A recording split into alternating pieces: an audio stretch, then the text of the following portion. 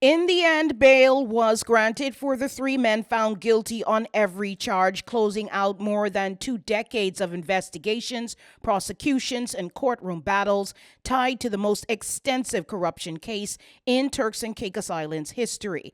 Former Premier Michael Misick, former Minister of Natural Resources McAllister Hanchell, and Misick's brother and attorney Chalmers Misick were all convicted in Supreme Court following the conclusion of the special investigation and prosecution trials, a case rooted in allegations of bribery, abuse of power, and the systemic misuse of Crown land. Despite the seriousness of the convictions, the trio was released on bail rather than remanded to custody as the court now turns its attention to sentencing. Eagle Legal News was inside the courtroom as attorneys made submissions on whether the men should remain free pending sentencing.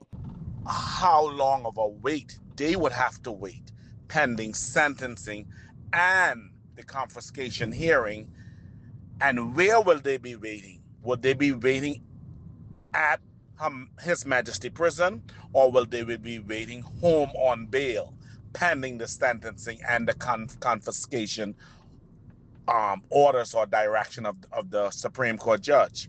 If my client is going to be in prison on remand, which the judge has already alluded to, because in his view, he's saying that after conviction of a guilty verdict, which all the lawyers there know, after being guilty of a guilty verdict, the presumption of innocence is gone. You're now convicted. You're now a guilty person. So the right to bail or the presumption of bail, that goes out the window flying.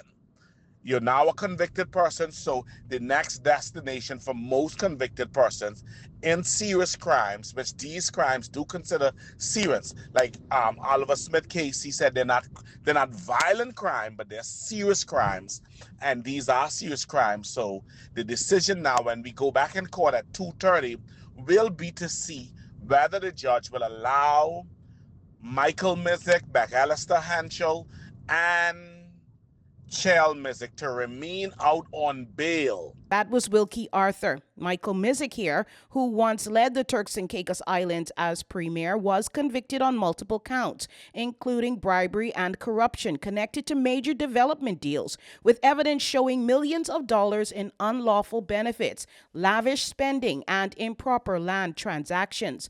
McAllister Hanchell, who served as Minister of Natural Resources, was also found guilty on multiple counts tied to land deals and inducements approved while in office.